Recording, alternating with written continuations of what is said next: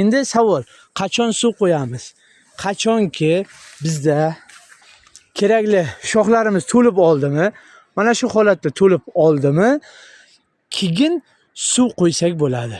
Ana unda to'kilmaydi. Keling do'stlar, bog' yaratishda qanaqa bir joylardan foydalanyapmiz?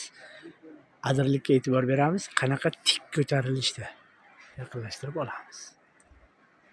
Endi undan ham tik ko'tarilgan holatda mana yonimizda turibdi. U anor bilan mana pastdagi anorni qatori, radi undan pastidagi mana. Endi shakllarga o'tamiz. Mana 3-etajga tushdik. Ana endi manzaraga o'tamiz. Anorlarimiz nima deyapti? Biz aytib o'tgan shakllar, biz aytib o'tgan mevalar o'z o'rnida. Buni ham endi pastga o'tirib sekin hozirdan mevalarimizga ahamiyat beramiz. Oralig'i bir-biriga tegadigan kaltaklarimiz yo'q. Anorlar erkinligiga. Anorlarga qachon suv beramiz? Savollar juda bo'lyapti.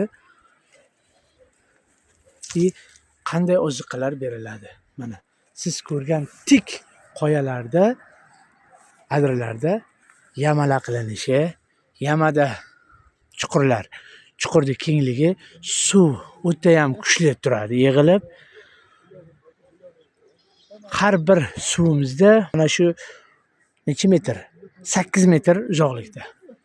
Bu marza bilan mana bu marza 8 metr. Bundan keyingisi 8-10 metr. Suv yig'ilib balandligi mana shu holatda keladi.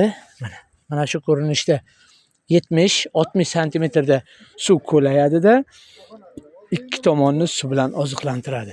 Keling endi anorni suvdan qochirib mana qancha tepalikda ko'tarilgan. Tanaga suv yaqin bormasligi kerak. Nega? Ildizni suv uradi. Ildiz tepada turibdi.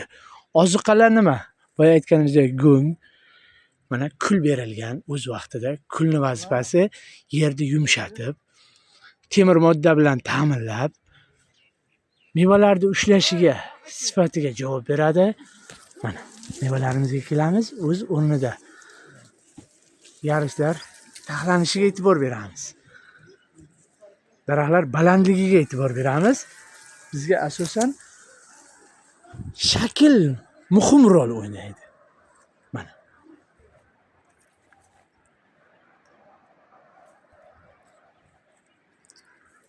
Biz xulosaga shoshilmaylik.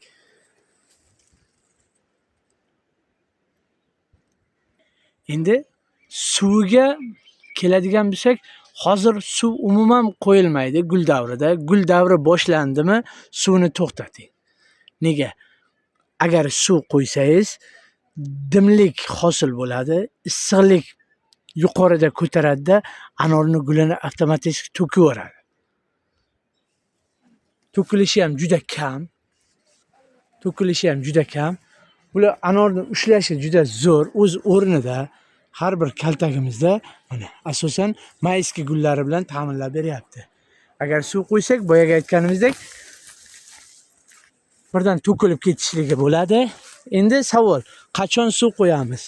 Qachonki bizda daraxtimiz biz kutgan meva mana bu oxirgisi, ya'ni o'sha davrda kelib, yirikligi mana bu holatda bo'ladi. Katta juda 100 gram, 120 gram holatda bo'ladi.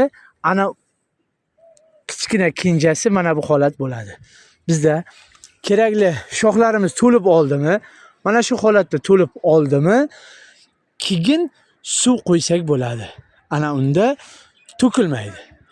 Batamom hal bo'lib bo'lgan bo'ladi. Bizga qancha vaqt o'tadi bu oralig'ida? 1 oy. 40 kun, 45 kun oralig'ida suv qo'ymasak, juda ham biz kutgan natija marraga erishamiz. Hurmatli bog'bonlar va kanalimiz kuzatuvchilari, kanalimizda yangi bo'lsangiz obuna tugmachalarini bosib qo'ying. Bundan-da chiroyli, bundan-da sizni qiziqtirgan bog' sistemasida savollaringizga javob bera olamiz. Telegram kanallarimiz mavjud.